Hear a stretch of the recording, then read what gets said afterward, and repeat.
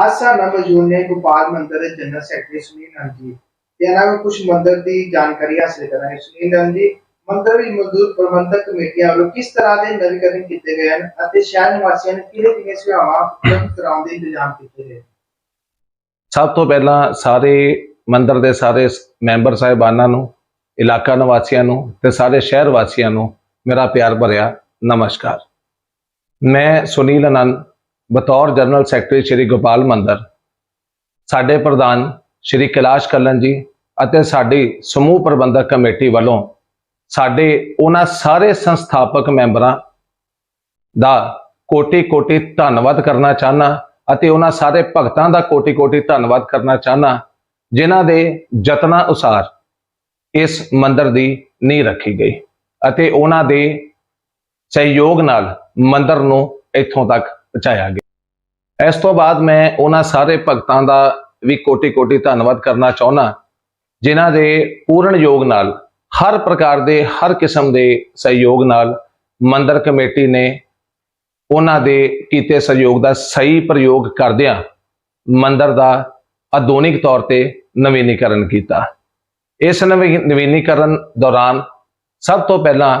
प्रभु दरबारां का आधुनिक तौर पर नवीनीकरण किया गया। जिहड़े दरबारां दे विच प्रभु के दरबारां दे विच एसी नहीं उपलब्ध सी, उन्हां दे विच एसियां दा इंतजाम किया गया। मंदिर दे विच जिहड़े दो जनतक हाल सीगे उन्हां पब्लिक दी भगतां दी ते जनता दी सहूलियत वास्ते उन्हां दीआं सुविधावां वास्ते इन्हां नूं सेंट्रली एयर कंडीशन किया गया। समाज विच हर दिन वध रहीआं मैडिकल जरूरतां नूं ध्यान विच रखदिआं ते महंगाई नूं ध्यान दे विच रखदिआं साडी प्रबंधक कमेटी वालों एक फुली ऑटोमैटिक मशीनरी दे नाल, फुली एडवांस्ड मशीनरी दे नाल एक लैबोरेटरी की स्थापना की गई है जिथे बाजार नालों सारे टेस्ट अद्धे रेट के उत्ते उपलब्ध करवाए जाते हैं। सुनील जी, इस लैबोरेटरी विच कोई डॉक्टरी सेवाएं या हर दिन होने वाली ईसीजी का कोई प्रबंध किया गया है? बिल्कुल जी, इस लैबोरेटरी विच 12 चैनल ईसीजी मशीन की उपलब्धता भी कराई गई है जिसका शुल्क मात्र केवल 60 रुपए रखा गया है। इस दे नाल इस लैबोरेटरी विच इस हैल्थ केयर यूनिट दे विच डॉक्टरी सेवावां का भी जिहड़ा प्रबंध किया गया जिसका शुल्क सिर्फ 20 रुपये रखा गया है जो इन्हां सेवावां का लाभ समाज के हर एक वर्ग तक घर घर तक पहुँचाया जा सके। इस दे इलावा समय समय अनुसार इत्थे इस लैबोरेटरी दे विच गरीबां वास्ते फ्री कैंप भी लगाए जाते हैं जिस दे विच फ्री शुगर फ्री बीपी ते कई बार जिहड़ी फ्री ईसीजी की सेवा भी गरीब लोगों वास्ते उपलब्ध कराई जाती है। मेरी जानकारी मुताबिक इस लैब का इंतजाम दूसरी मंजिल पे किया गया है कि साडे दर्शकों को दसोगे कि इन्हां सेवावां दा लाभ लैण लई किस तरह के प्रबंध किए गए हैं? मैं सारे शहर निवासियों को दसना चाहुंदा कि इस मैडिकल फैसिलिटी का लाभ लैण लई अते मंदिर की वख-वख मंजिलों ते विभिन्न वख-वख तरह दीआं सेवावां जो उपलब्ध कराइयां जांदियां हन। जिस तरह उपर खाने वास्ते हॉल है या कोई फंक्शन वास्ते हॉल है, उहदे वास्ते इत्थे लिफ्ट का प्रबंध किया गया है तां जो जिहड़े साडे सारे बजुर्ग या कोई हैंडीकैप लोग जिहड़े नहीं उपर जा सकते, पौड़ियां का इस्तेमाल नहीं कर सकते, वो लिफ्ट का इस्तेमाल करदिआं होया इत्थों दीआं सारियां मंजिलां ते विभिन्न प्रकार दीआं जिहड़ियां सेवावां उपलब्ध कराइयां जांदियां हन उन्हां दा लाभ उठा सकन। जी, इस मौजूद कमेटी वालों मंदिर विच वख-वख समय ते बड़े वड्डे पद्धर ते समाजिक समागम किए जाते हैं कि तुसीं साडे दर्शकों को दसोगे इन्हां समागमां विच किस प्रकार दे प्रबंध किए जाते हैं? महाशिवरात्रि अते जन्माष्टमी के समागमां दौरान 5 तो 7 दिन विद्वान अते प्रसिद्ध प्रवचनकर्ता वालों इत्थे प्रवचन किए जाते हैं तां जो सारे भगतां नूं सारी संगत नूं प्रभु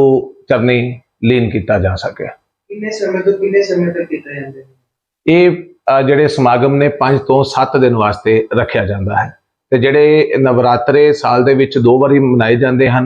इहदे विच जिहड़े प्रसिद्ध गीतकार ने संगीतकार ने उन्हां नूं बुलाया जाता है तां जो सारे भगत ते सारी संगत इत्थे आके इसका आनंद मान सके और अलग-अलग सिंगर बुलाए जाते हैं। सारे नवरात्रों च अलग अलग सिंगर बुलाए जाते हैं, जिस तरह संजय सबरिया जी ने, नरेंद्र चंचल जी ने, सुखदेव धमाका जी ने, अतुल दर्शी जी, राजेश राजू जी ने, ये सारे प्रसिद्ध ਜਿਹੜੇ ਗਾਇਕਾਰ ਨੇ, ਪ੍ਰਸਿੱਧ ਜਿਹੜੇ ਸੰਗੀਤਕਾਰ ਨੇ, ਜਿਹੜੀਆਂ ਵੱਖ-ਵੱਖ ਵਧੀਆ ਜਾਗਰਣ ਪਾਰਟੀਆਂ ਨੇ, ਉਹਨਾਂ ਨੂੰ ਇੱਥੇ ਬੁਲਾ ਕੇ ਜਿਹੜਾ ਮਹਾਮਾਈ ਦਾ ਗੁਣਗਾਨ ਕੀਤਾ ਜਾਂਦਾ ਤਾਂ ਜੋ ਸਾਰੇ ਭਗਤ ਆ ਕੇ ਮਾਤਾ ਜੀ ਦਾ ਆਸ਼ੀਰਵਾਦ ਪ੍ਰਾਪਤ ਕਰ ਸਕਣ। ਸੁਨੀਲ ਜੀ, ਜਿਸ ਤਰ੍ਹਾਂ ਤੁਸੀਂ ਦੱਸਿਆ ਕਿ ਇਹਨਾਂ ਸਮਾਗਮਾਂ ਦਾ ਆਨੰਦ ਮਾਣਨ ਲਈ ਸੰਗਤਾਂ ਸ਼ਹਿਰ ਦੇ ਦੂਰੋਂ ਕੋਨਿਆਂ ਤੱਕ ਪਹੁੰਚਦੀਆਂ ਨੇ, क्या ਮੰਦਿਰ ਦੀ ਸਾਲਾਨਾ ਭੇਟ ਵਿੱਚ ਕੋਈ ਵਾਧਾ ਪਾਇਆ ਗਿਆ ਹੈ? ਦੇਖੋ ਜੀ, ਇਸ ਮੌਜੂਦਾ ਪ੍ਰਬੰਧਕ ਕਮੇਟੀ ਦੇ ਕੀਤੇ ਗਏ ਉਪਰਾਲਿਆਂ ਵਜੋਂ ਸ਼ਹਿਰ ਦੇ ਵੱਖ-ਵੱਖ ਕੋਨੇ ਚੋਂ ਦੂਰੋਂ ਜਿਹੜੀਆਂ ਸੰਗਤਾਂ ਆਉਂਦੀਆਂ ਨੇ, ਇਹਦੇ ਨਾਲ ਭਗਤਾਂ ਦਾ ਜਿਹੜਾ ਰੁਝਾਨ, ਭਗਤਾਂ ਦਾ ਜਿਹੜਾ ਮੰਦਿਰ ਦੇ ਨਾਲ ਜੁੜਨਾ, ਉਹ ਪਹਿਲੇ ਸਮੇਂ ਨਾਲੋਂ ਬੜੇ ਵੱਡੇ ਪੱਧਰ ਦੇ ਉੱਤੇ ਵਧਿਆ ਹੈ ਤੇ ਜਿਨ੍ਹਾਂ ਦੇ ਸਹਿਯੋਗ ਨਾਲ, ਜਿਨ੍ਹਾਂ ਦੇ ਆਉਣ ਕਾਰਨ ਮੰਦਿਰ ਦੇ ਜਿਹੜੀ ਸਾਲਾਨਾ ਭੇਟਾ 20 ਲੱਖ ਤੋਂ ਲੈ ਕੇ ਤੇ 60 ਲੱਖ ਰੁਪਏ ਤੱਕ ਕਰੀਬਨ ਹੋ ਗਈ ਹੈ। ਇਹ ਸਿਰਫ ਇਹਨਾਂ ਸਾਰੇ ਭਗਤਾਂ ਦਾ ਹੀ ਸਹਿਯੋਗ ਹੈ, ਜਿਹਦੇ ਕਾਰਨ ਸਰੂਪ ਇਹ ਜਿਹੜੀ ਮੌਜੂਦਾ ਪ੍ਰਬੰਧਕ ਕਮੇਟੀ ਹੈ ਅੱਜ ਇਹ ਸਾਰੀਆਂ ਉਪਲਬਧੀਆਂ ਕਰ ਲੋਕਾਂ ਨੂੰ ਜਿਹੜੀਆਂ ਸੇਵਾ ਦਾ ਲਾਭ ਲੈਣ ਵਾਸਤੇ ਮਤਲਬ ਦਿੱਤੀਆਂ ਜਾ ਰਹੀਆਂ ਨੇ, ਤਾਂ ਜੋ ਉਹ ਇਹ ਜਿਹੜੇ ਭਗਤ ਲੋਕ ਨੇ ਜਾਂ ਜਿਹੜੀ ਆਮ ਜਨਤਾ, ਗਰੀਬ ਜਨਤਾ ਹੈ, ਇੱਥੇ ਆ ਕੇ ਇਹਦਾ ਲਾਭ ਪ੍ਰਾਪਤ ਕਰ ਸਕੇ। ਇਹ ਸਾਰੀਆਂ ਉਪਲਬਧੀਆਂ ਜਿੰਨੀਆਂ ਵੀ ਨੇ, ਇਹ ਸਾਰੇ ਉਹਨਾਂ ਭਗਤਾਂ ਦੇ ਸਹਿਯੋਗ ਨਾਲ ਹੈ। ਬਾਕੀ ਅਸੀਂ ਤੇ ਮੁੱਖ ਸੇਵਾਦਾਰ ਹਾਂ ਤੇ ਸਾਡਾ ਸੇਵਾ ਕਰਨਾ ਫਰਜ਼ ਸੀ ਤੇ ਸੇਵਾ ਕਰਨਾ ਹੀ ਹਮੇਸ਼ਾ ਫਰਜ਼ ਰਹੇਗਾ। ਇਹ ਮੰਦਿਰ ਦੇ ਕੁਝ ਮੈਂਬਰਾਂ ਵੱਲੋਂ ਇਲਾਕੇ ਵਿੱਚ ਪ੍ਰਚਾਰ ਕੀਤਾ ਜਾ ਰਿਹਾ ਹੈ ਕਿ ਮੌਜੂਦ ਕਮੇਟੀ ਵੱਲੋਂ ਧਾਂਦਲੀ ਕੀਤੀ ਗਈ ਹੈ, ਇਸ ਬਾਰੇ ਤੁਸੀਂ ਕੀ ਕਹਿਣਾ? ਦੇਖੋ ਜੀ, ਇਸ ਵੀਡੀਓ ਨੂੰ ਦੇਖ ਰਹੇ ਸਾਰੇ ਦਰਸ਼ਕਾਂ, ਸਾਰੇ ਮੈਂਬਰਾਂ ਤੇ ਸਾਰੇ ਸ਼ਹਿਰ ਨਿਵਾਸੀਆਂ ਦੇ ਧਿਆਨ ਵਿੱਚ ਮੈਂ ਇੱਕ ਗੱਲ ਲਿਆਉਣੀ ਚਾਹੁੰਦਾ ਕਿ ਇਸ ਮੌਜੂਦਾ ਪ੍ਰਬੰਧਕ ਕਮੇਟੀ ਨੇ ਤਨੋਂ ਮਨੋਂ ਪੂਰੀ ਇਮਾਨਦਾਰੀ ਨਾਲ ਆਪਣਾ ਸਾਰਾ ਕੰਮ ਤੇ ਆਪਣੇ ਸਾਰੇ ਜਿਹੜੇ ਫਰਜ਼ ਨਿਭਾਏ ਨੇ। ਸਭ ਨੂੰ ਇਹ ਮੈਂ ਦੱਸਣਾ ਚਾਹਾਂਗਾ ਕਿ ਜਿਸ ਸਮੇਂ ਮੰਦਿਰ ਦੇ ਵਿਕਾਸ ਕਾਰਜ ਸ਼ੁਰੂ ਕੀਤੇ ਗਏ ਸਨ, ਇਸ ਵਿਕਾਸ ਕਾਰਜ ਪ੍ਰਤੀ ਕਰਨ ਜਾਣ ਵਾਲੀ ਸਾਰੀ ਖਰੀਦੋ ਫਰੋਖਤ ਵਾਸਤੇ ਇੱਕ 7 ਮੈਂਬਰੀ ਕਮੇਟੀ ਬਣਾਈ ਗਈ ਸੀ, ਜਿਨ੍ਹਾਂ ਦੇ ਥਰੂ ਸਾਰੀ ਪਰਚੇਸ, ਚਾਹੇ ਉਹ ਬਿਜਲੀ ਦਾ ਸਮਾਨ ਸੀ, ਚਾਹੇ ਉਹ ਪੱਥਰ ਦਾ ਸੀ, ਚਾਹੇ ਕਿਸੇ ਵੀ ਪ੍ਰਕਾਰ ਦਾ ਸਮਾਨ ਰਿਹਾ ਹੋਵੇਗਾ ਸੈਨੀਟਰੀ ਨੂੰ ਲੈ ਕੇ, ਉਹ ਇਸ 7 ਮੈਂਬਰੀ ਪਰਚੇਸ ਕਮੇਟੀ ਵੱਲੋਂ ਵੱਖ-ਵੱਖ ਜਗ੍ਹਾ ਤੋਂ ਕੋਟੇਸ਼ਨਾਂ ਇਨਵਾਈਟ ਕਰਕੇ ਉਹਨਾਂ ਕੋਲ ਕੋਟੇਸ਼ਨਾਂ ਲਿਆ ਕੇ ਜਿਹੜੀ ਉਸ ਦੀ ਕੰਪੈਰੀਟਿਵ ਸਟੇਟਮੈਂਟ ਬਣਾਈ ਗਈ। ਕੰਪੈਰੀਟਿਵ ਸਟੇਟਮੈਂਟ ਤੋਂ ਬਾਅਦ ਉਸ ਦੀ ਰਿਕਮੈਂਡੇਸ਼ਨ ਲਈ ਪ੍ਰੈਜ਼ੀਡੈਂਟ ਤੇ ਜਨਰਲ ਸੈਕਟਰੀ ਨੂੰ ਇਹਦੀ ਇੱਕ, ਜਿਸ ਨੂੰ ਅਸੀਂ ਐਡਵਾਈਜ਼ਰੀ ਫਾਰਮ ਕਹਿੰਦੇ ਆ, ਰਿਕਮੈਂਡੇਸ਼ਨ ਫਾਰਮ ਕਹਿੰਦੇ ਆ, ਉਹ ਪ੍ਰੈਜ਼ੀਡੈਂਟ ਤੇ ਸੈਕਟਰੀ ਨੂੰ ਦਿੱਤਾ ਗਿਆ ਤਾਂ ਜੋ ਉਸ ਸਮਾਨ ਦੀ ਖਰੀਦ ਕੀਤੀ ਜਾ ਸਕੇ। ਉਹ ਸਮਾਨ ਦੀ ਖਰੀਦ ਤੋਂ ਬਾਅਦ ਜਿਸ ਸਮੇਂ ਸਮਾਨ ਸਾਰਾ ਆਂਦਾ ਰਿਹਾ, ਇਹ 7 ਮੈਂਬਰੀ ਕਮੇਟੀਆਂ ਦੇ ਕੁਝ ਮੈਂਬਰਾਂ ਵੱਲੋਂ ਜਾਂ ਸਾਰੇ ਮੈਂਬਰਾਂ ਵੱਲੋਂ ਇੱਕ ਸਮਾਨ ਦੀ ਗਿਣਤੀ ਕਰ ਉਸ ਦੀ ਵੈਰੀਫਿਕੇਸ਼ਨ ਕੀਤੀ ਗਈ। ਇਸ ਸਮਾਨ ਦੇ ਪ੍ਰਤੀ ਜਿਹੜੀ ਸਾਰੀ ਪੇਮੈਂਟ ਉਹ ਮੰਦਿਰ ਦੇ ਕੈਸ਼ੀਅਰ ਵੱਲੋਂ ਬੈਂਕ ਦੇ ਚੈੱਕ ਰਾਹੀਂ ਕੀਤੀ ਗਈ। ਉਹ ਸਾਰੀਆਂ ਜਿਹੜੇ ਮੰਦਿਰ ਦੇ ਭੁਗਤਾਨ ਕੀਤੇ ਗਏ ਜਾਂ ਪੇਮੈਂਟਾਂ ਕੀਤੀਆਂ ਗਈਆਂ, ਉਹਦਾ ਜਿਹੜਾ ਸਾਰਾ ਲੇਖਾ ਜੋਖਾ ਮੰਦਿਰ ਦੇ ਪ੍ਰੋਸੀਜਰ ਮੁਤਾਬਕ ਜਿਹੜਾ ਲੇਖਾਕਾਰ, ਜਿਸ ਨੂੰ ਅਸੀਂ ਅਕਾਊਂਟ ਸੈਕਟਰੀ ਕਹਿੰਦੇ ਆ, ਜਿਹੜਾ ਸਾਡਾ ਡੈਜ਼ਿਗਨੇਟਡ ਅਕਾਊਂਟ ਸੈਕਟਰੀ ਹੈ, ਉਹਦੇ ਵੱਲੋਂ ਰੱਖਿਆ ਗਿਆ, ਜਿਸ ਨੂੰ ਆਡਿਟ ਕਰਨ ਵਾਸਤੇ ਅੱਗੇ ਆਡੀਟਰ ਨੂੰ ਦੇ ਦਿੱਤਾ ਗਿਆ। ਸਰ, ਤੁਸੀਂ ਕੀ ਸਮਝਦੇ ਹੋ ਕਿ ਇਸ ਸਮੇਂ ਜਿੰਨੇ ਗੰਭੀਰ ਆਰੋਪ ਲਗਾਏ ਜਾ ਰਹੇ ਨੇ ਧਾਂਦਲੀ ਵਗੈਰਾ ਦੇ, ਕੀ ਸਮਝਦੇ ਹੋ? ਬੜੀ ਹੈਰਾਨਗੀ ਵਾਲੀ ਗੱਲ ਹੈ ਜੀ ਕਿ ਸਾਡੇ ਕੈਸ਼ੀਅਰ, ਸਾਡੇ ਜਿਹੜੇ ਇੰਟਰਨਲ ਆਡੀਟਰ ਤੇ ਸਾਡੇ ਸੀਨੀਅਰ ਵਾਈਸ ਪ੍ਰੈਜ਼ੀਡੈਂਟ ਜਿਹੜੇ ਖੁਦ ਇਸ 7 ਮੈਂਬਰੀ ਕਮੇਟੀ ਦਾ ਹਿੱਸਾ ਸਨ, ਜਿਨ੍ਹਾਂ ਦੇ ਹੱਥੀਂ ਪੇਮੈਂਟ ਦਿੱਤੀ ਗਈ, ਜਿਨ੍ਹਾਂ ਦੇ ਹੱਥੀਂ ਅਕਾਊਂਟਸ ਨੂੰ ਮੇਨਟੇਨ ਕੀਤਾ ਗਿਆ, ਜਿਨ੍ਹਾਂ ਦੇ ਹੱਥੀਂ ਉਹਨੂੰ ਆਡਿਟ ਕੀਤਾ ਗਿਆ, ਇਹ ਸਾਰੇ ਪ੍ਰਕਿਰਿਆ ਕਰਨ ਤੋਂ ਬਾਅਦ ਜਿਹੜੀ ਸਾਡੇ ਸਾਰੇ ਸਾਲ ਦੀ ਸਨ 2020-21 ਦੀ ਬੈਲੈਂਸ ਸ਼ੀਟ ਤਿਆਰ ਹੋਈ ਜਾਂ ਜਿਹੜਾ ਇਨਕਮ ਐਂਡ ਐਕਸਪੈਂਡੀਚਰ ਸਟੇਟਮੈਂਟ ਤਿਆਰ ਹੋਈ, ਇਹਨਾਂ ਵੱਲੋਂ ਸਾਈਨ ਕਰਕੇ ਦਸਤਖਤ ਕਰਕੇ ਅਸੀਂ 17/10/2021 ਨੂੰ ਜਿਹੜੀ ਹੋਈ ਜਨਰਲ ਹਾਊਸ ਮੀਟਿੰਗ ਦੇ ਵਿੱਚ ਪੇਸ਼ ਕਰ ਦਿੱਤਾ ਗਿਆ, ਜਿੱਥੇ ਉਸ ਨੂੰ ਸਾਰੇ ਜਨਰਲ ਹਾਊਸ ਨੇ ਪਾਸ ਕਰ ਦਿੱਤਾ ਗਿਆ। ਬੜੀ ਹੈਰਾਨਗੀ ਵਾਲੀ ਗੱਲ ਹੈ ਕਿ ਜਿਹੜਾ ਵਿਕਾਸ ਕਾਰਜ ਸਾਡਾ ਸਨ 2020-21 ਦੇ ਦੌਰਾਨ ਹੋਇਆ, ਸਾਰੀਆਂ ਕੋਟੇਸ਼ਨਾਂ 2021 ਦੇ ਵਿੱਚ ਇਨਵਾਈਟ ਕੀਤੀਆਂ ਗਈਆਂ, ਸਾਰੀਆਂ ਪੇਮੈਂਟਾਂ ਜਿਹੜੀਆਂ ਉਹਦੇ ਦਰਮਿਆਨ ਕੀਤੀਆਂ ਗਈਆਂ, ਉਹਨਾਂ ਵੱਲੋਂ ਸਾਰੇ ਅਕਾਊਂਟਸ ਦੀ ਮੇਨਟੇਨੈਂਸ ਕੀਤੀ ਗਈ, ਅਕਾਊਂਟਸ ਨੂੰ ਆਡਿਟ ਕਰ ਦਿੱਤਾ ਗਿਆ। ਉਸ ਤੋਂ ਬਾਅਦ ਜਿਹੜੀ ਫਾਈਨਲ ਆਡਿਟ ਹੈ ਉਹ ਇੱਕ CA ਵੱਲੋਂ, ਚਾਰਟਰਡ ਅਕਾਊਂਟੈਂਟ ਵੱਲੋਂ ਕਰ ਦਿੱਤੀ ਗਈ ਤੇ ਇਹ ਕਿਸ ਤਰੀਕੇ ਜਿਹੜੀ ਮੌਜੂਦਾ ਪ੍ਰਬੰਧਕ ਕਮੇਟੀ ਦੇ ਉੱਤੇ ਇਲਜ਼ਾਮ ਲਾ ਰਹੇ ਨੇ, ਜਿਨ੍ਹਾਂ ਦੇ ਆਪਣੇ ਹੀ ਹੱਥੀਂ ਸਾਰੇ ਕੰਮ ਅੱਜ ਤੱਕ ਹੋਏ ਨੇ। ਤੇ ਇਹ ਵੀ ਸੁਣਨ ਚ ਆਇਆ ਹੈ ਕਿ 4 ਮੈਂਬਰਾਂ ਵੱਲੋਂ ਤੁਹਾਡੀ ਕਮੇਟੀ ਵਿੱਚ ਅਸਤੀਫੇ ਦਿੱਤੇ ਗਏ ਸਨ। ਇਸ ਦਾ ਕੀ ਕਾਰਨ ਸਮਝਦੇ ਹੋ ਕਿ ਉਹਨਾਂ ਨੇ ਅਸਤੀਫੇ ਦੇਣੇ ਪਏ? ਇਹ ਗੱਲ ਬਿਲਕੁਲ ਠੀਕ ਹੈ ਜੀ ਕਿ ਸਾਡੇ ਜਿਹੜੇ ਕੁਝ ਮੈਂਬਰਾਂ ਵੱਲੋਂ ਆਪਣੇ ਪਦਾਂ ਤੋਂ ਜੂਨ 2022 ਤੇ ਜੁਲਾਈ 2022 ਦੇ ਵਿੱਚ ਅਸਤੀਫੇ ਦਿੱਤੇ ਗਏ, ਜਿਨ੍ਹਾਂ ਦੇ ਵਿੱਚ ਇੱਕ ਸਾਡੇ ਮਾਨਯੋਗ ਕੈਸ਼ੀਅਰ ਸਾਹਿਬ ਸਨ ਸ਼੍ਰੀ ਸਤਪਾਲ ਸ਼ਰਮਾ ਜੀ, ਸਾਡੇ ਮਾਨਯੋਗ ਇੰਟਰਨਲ ਆਡੀਟਰ ਸ਼੍ਰੀ ਬੀਬੀ ਦੁਆ ਜੀ, ਤੇ ਸਾਡੇ ਮਾਨਯੋਗ ਜਿਹੜੇ ਅਕਾਊਂਟੈਂਟ ਸੀਗੇ ਸ਼੍ਰੀ ਰਜਿੰਦਰ ਠਾਕਰ ਜੀ। ਇਹਨਾਂ ਵੱਲੋਂ ਜਿੰਨੇ ਵੀ ਅਸਤੀਫੇ ਦਿੱਤੇ ਗਏ, ਫੋਰ ਐਗਜ਼ਾਮਪਲ ਇਹਨਾਂ ਦੀ ਗੱਲ ਕਰੀਏ, ਸਭ ਤੋਂ ਪਹਿਲਾਂ ਅਸੀਂ ਕੈਸ਼ੀਅਰ ਸਾਹਿਬ ਦੀ ਸ਼੍ਰੀ ਸਤਪਾਲ ਸ਼ਰਮਾ ਜੀ, ਇਹਨਾਂ ਨੇ ਲਿਖਤੀ ਤੌਰ ਦੇ ਉੱਤੇ ਆਪਣਾ ਅਸਤੀਫਾ ਇਹਨਾਂ ਦੀ ਸਿਹਤ ਨਾ ਠੀਕ ਹੋਣ ਕਾਰਨ ਤੇ ਇਹਨਾਂ ਦੀ ਇੱਕ ਅੱਖ ਨਾ ਕੰਮ ਕਰਨ ਵਜੋਂ ਇਹਨਾਂ ਨੇ ਜਿਹੜਾ ਅਸਤੀਫਾ ਸਾਨੂੰ ਅੰਦਰ ਦਿੱਤਾ। ਤੇ ਜਿਹੜੇ ਸਾਡੇ ਬੀਬੀ ਦੁਆ ਜੀ ਸੀਗੇ ਮਾਨਯੋਗ ਇੰਟਰਨਲ ਆਡੀਟਰ ਜੀ, ਉਹਨਾਂ ਵੱਲੋਂ ਅਸਤੀਫੇ ਦਾ ਆਪਣਾ ਜਿਹੜਾ ਕਾਰਨ ਉਹ ਉਹਨਾਂ ਦੇ ਕੁਝ ਨਿੱਜੀ ਘਰੇਲੂ ਕਾਰਨ ਦੱਸਦਿਆਂ ਹੋਇਆ ਦਿੱਤਾ ਗਿਆ। ਤੇ ਸੇਮ ਜਿਹੜਾ ਰਜਿੰਦਰ ਠਾਕਰ ਜੀ ਜਿਹੜੇ ਕਾਊਂਟ ਸੈਕਟਰੀ ਸੀਗੇ, ਉਹਨਾਂ ਵੱਲੋਂ ਵੀ ਇਸੇ ਤਰੀਕੇ ਹੀ ਦਿੱਤਾ ਗਿਆ। ਮੇਰੇ ਕੋਲ ਸਾਰੇ ਅਸਤੀਫਿਆਂ ਦੀ ਸਾਰੀਆਂ ਕਾਪੀਆਂ ਸਾਡੇ ਕੋਲ ਨੇ। ਤੇ ਮੈਂ ਤੁਹਾਡੀ ਜਾਣਕਾਰੀ ਲਈ ਇੱਕ ਹੋਰ ਚੀਜ਼ ਦੱਸਣੀ ਚਾਹਾਂਗਾ ਕਿ ਇਹਨਾਂ ਦੇ ਅਸਤੀਫੇ ਮੇਰੇ ਵੱਲੋਂ 3 ਵਾਰ ਨਾਮਨਜ਼ੂਰ ਕਰਦਿਆਂ ਹੋਇਆ ਇਹਨਾਂ ਨੂੰ ਲਿਖਤੀ ਤੌਰ ਦੇ ਉੱਤੇ ਰਿਮਾਈਂਡਰ ਭੇਜੇ ਗਏ। ਦਿਖਾ ਦਿਓ ਜੀ ਅਸਤੀਫੇ ਗਏ। ਇਹ ਮੇਰੇ ਕੋਲ ਅਸਤੀਫਿਆਂ ਦੀ ਕਾਪੀ ਕੋਲ ਹੈ ਜੀ, ਮੈਂ ਤੁਹਾਨੂੰ ਇਹ ਵੀ ਦਿਖਾ ਸਕਦਾ ਜੀ।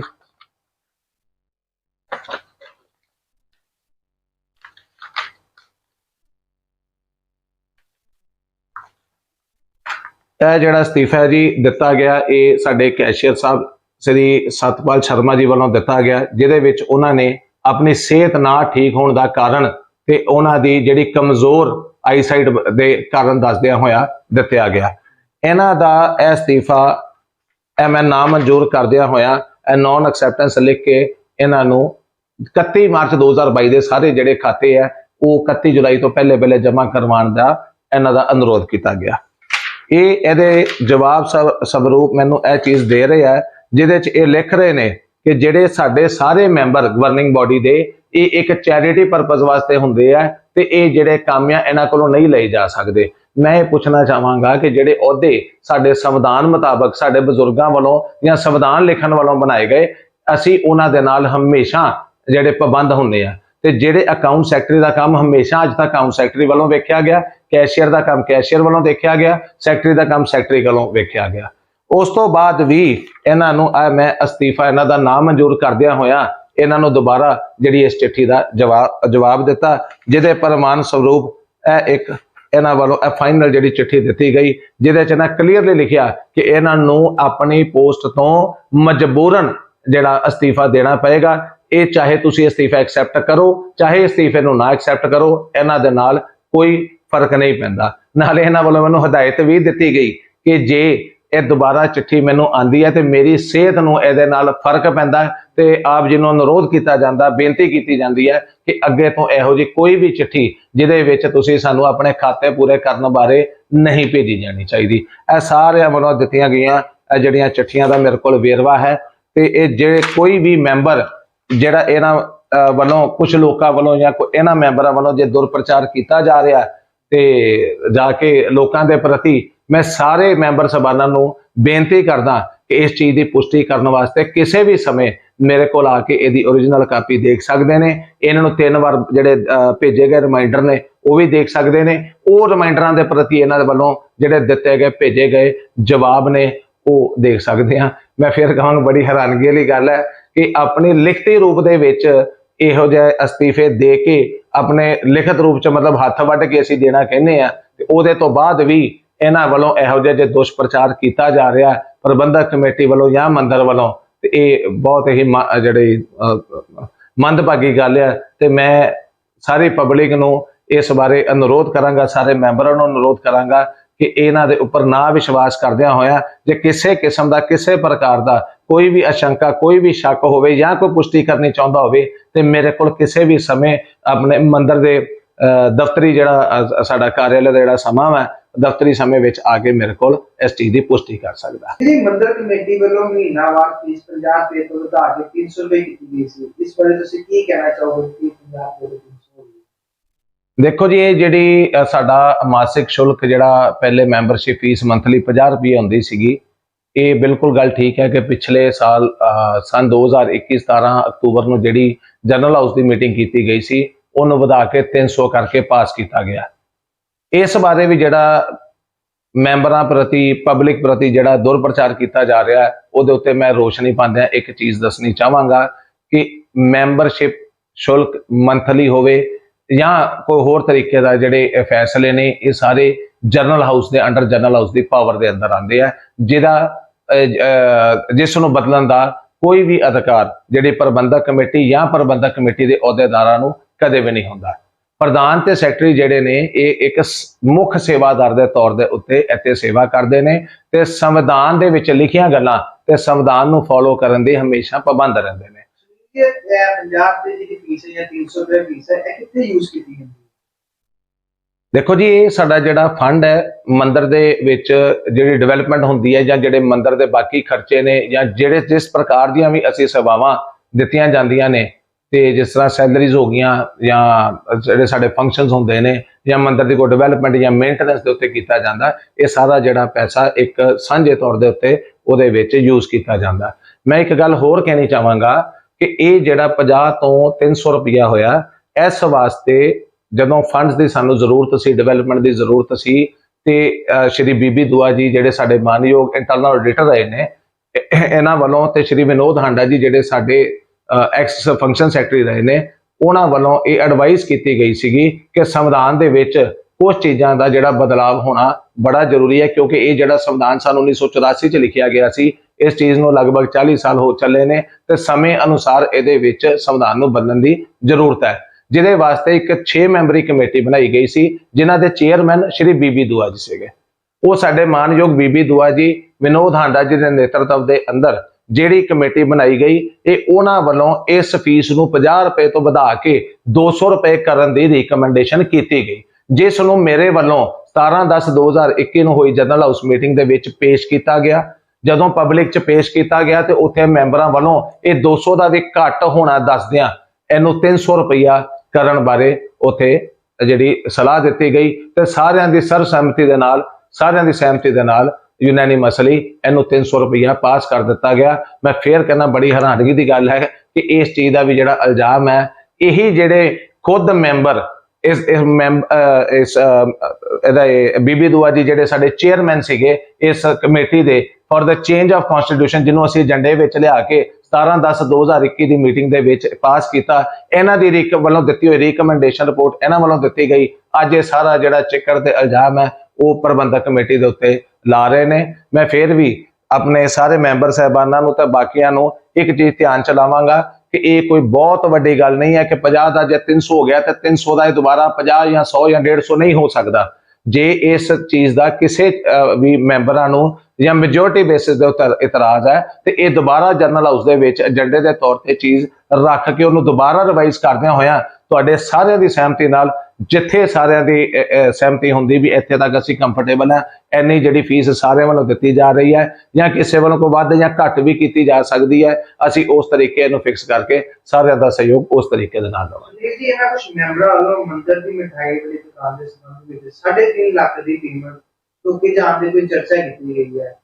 ਕੀ ਮੁੱਦਾ ਹੈ? ਦੇਖੋ ਜੀ, ਇਹ ਇੱਕ ਦੁਕਾਨ ਦਾ ਮਸਲਾ ਜਿਹੜਾ ਆਲਮੋਸਟ ਸਾਰੇ ਸ਼ਹਿਰ ਨੂੰ, ਸਾਡੇ ਸਾਰੇ ਇਲਾਕਾ ਨਿਵਾਸੀਆਂ ਨੂੰ ਤੇ ਮੈਂਬਰਾਂ ਦੀ ਨੌਲੇਜ ਦੇ ਵਿੱਚ ਹੈ ਕਿ ਇੱਕ ਮੈਂਬਰ ਦੇ ਉੱਤੇ ਵਿਸ਼ਵਾਸ ਕਰਦੇ ਹੋਏ ਜਿਸ ਦਾ ਨਾਮ ਰਜੇਸ਼ ਟੰਡਨ ਸੀ, ਇਹਨੂੰ ਦੇ ਦਿੱਤੀ ਗਈ। ਇਹ ਕਿਸੇ ਵੀ ਆਪਣੀ ਸ਼ਰਤ ਤੇ ਪੂਰੀ ਨਾ ਉਤਰਦੇ ਹੋਇਆ ਨਾ ਇਸ ਵੱਲੋਂ ਮੰਦਰ ਨੂੰ ਕਿਰਾਇਆ ਦਿੱਤਾ ਗਿਆ ਤੇ ਨਾ ਹੀ ਕਿਸੇ ਸ਼ਰਤ ਦੀ ਜਿਹੜੀ ਪਾਲਣਾ ਕੀਤੀ ਗਈ, ਬਲਕਿ ਇਸ ਨੇ ਬਾਜ਼ਾਰ ਵਿੱਚੋਂ ਜਿਹੜੇ ਲੋਕਾਂ ਕੋ ਕ੍ਰੈਡਿਟ ਦੇ ਉੱਤੇ ਉਧਾਰੀ ਸਮਾਨ ਮੰਗਵਾਇਆ, ਉਹਨਾਂ ਦੀ ਵੀ ਪੇਮੈਂਟ ਨਹੀਂ ਕੀਤੀ ਗਈ। ਇਹ ਸਾਡੇ ਸਾਰੇ ਅੱਖੀ ਵੇਖੀ ਸਬੂਤੀ ਤੌਰ ਦੇ ਉੱਤੇ ਇੱਕ ਬਲੂ ਸਟਾਰ ਦੀ ਮਸ਼ੀਨ ਇਹਦੇ ਵੱਲੋਂ ਮੰਗਾਈ ਗਈ, ਇਹਨੇ ਪੈਸੇ ਨਹੀਂ ਦਿੱਤੇ, ਵਾਪਸ ਚੁੱਕ ਕੇ ਲੈ ਗਏ। ਜਿਹੜਾ ਇਹਨੇ ਇਨਵਰਟਰ ਉੱਥੇ ਲਗਵਾਇਆ, ਇਨਵਰਟਰ ਦੇ ਪੈਸੇ ਨਹੀਂ ਦਿੱਤੇ, ਉਹ ਚੁੱਕ ਕੇ ਲੈ ਗਏ। ਕੋਈ ਖੋਏ ਵਾਲੇ ਦੇ, ਕੋਈ ਦੁੱਧ ਵਾਲੇ ਦੇ ਇਹਨੇ ਪੈਸੇ ਨਹੀਂ ਦਿੱਤੇ। ਫਿਰ ਇੱਕ ਜਿਹਦੇ ਕੋਲ ਨੇ ਹਲਵਾਈਆਂ ਦਾ ਸਮਾਨ ਸ਼ਹਿਰ ਲੈ ਕੇ ਆਇਆ ਚੌਂਕ ਲక్ష్మణ ਸਾਹਿਬ ਤੋਂ, ਉਹਨਾਂ ਦੇ ਰੁਪਈਏ ਜਿਹੜੇ ਪੈਂਡਿੰਗ ਸੀ, ਉੱਥੇ ਜਾ ਕੇ ਇੱਕ ਗਲਤ ਚੈੱਕ ਗੋਪਾਲ ਮੰਦਰ ਦਾ ਨਾਂ ਲੈ ਕੇ ਉਧਾਰ ਲੈ ਕੇ ਆਂਦਾ ਰਿਹਾ। ਇਹ ਸਾਰੀਆਂ ਚੀਜ਼ਾਂ ਦਾ ਜਿਹੜੀ ਚਰਚਾ ਸਾਰੇ ਲੋਕਾਂ 'ਚ ਇਹਦੇ ਉਹਨਾਂ ਦੀ ਨੌਲੇਜ 'ਚ ਹੈ। ਪਰ ਮੈਂ ਸਾਰਿਆਂ ਦੇ ਧਿਆਨ 'ਚ ਇਸ ਚੀਜ਼ ਦੇ ਉੱਤੇ ਲਿਆਉਣਾ ਚਾਹੁੰਦਾ, ਇਹਨਾਂ ਦੇ ਧਿਆਨ 'ਚ ਵੀ ਇਹ ਜਿਹੜਾ ਇਸ ਨੂੰ ਜਿਸ ਸਮੇਂ ਦੁਕਾਨ ਇਸ ਕੋਲੋਂ ਛੁਡਵਾਈ ਗਈ, ਇਹਦੇ ਕੋਲੋਂ ਅੰਦਰ ਜਿੰਨੇ ਵੀ ਐਸਟ ਸੀ, ਚਾਹੇ ਉਹ ਕੈਂਡੀਆਂ ਸੀ, ਚਾਹੇ ਉਹ ਮਸ਼ੀਨਾਂ ਸੀ, ਚਾਹੇ ਇਹਦੇ ਉੱਪਰ ਜਿਹੜੇ ਵੇਟ ਮਸ਼ੀਨਸ ਸੀ, ਜਿੰਨੇ ਵੀ ਉਹਦੇ ਉਪਕਰਨ ਸੀ, ਇਕਵਿਪਮੈਂਟ ਸੀਗੇ, ਇਹਨੇ ਉਹਦੀ ਲਿਸਟ ਦਿੱਤੀ ਗਈ, ਜਿਹਦਾ ਵੇਰਵਾ ਇਹਨੇ 7 ਲੱਖ ਰੁਪਇਆ ਦੱਸਿਆ। ਉਸ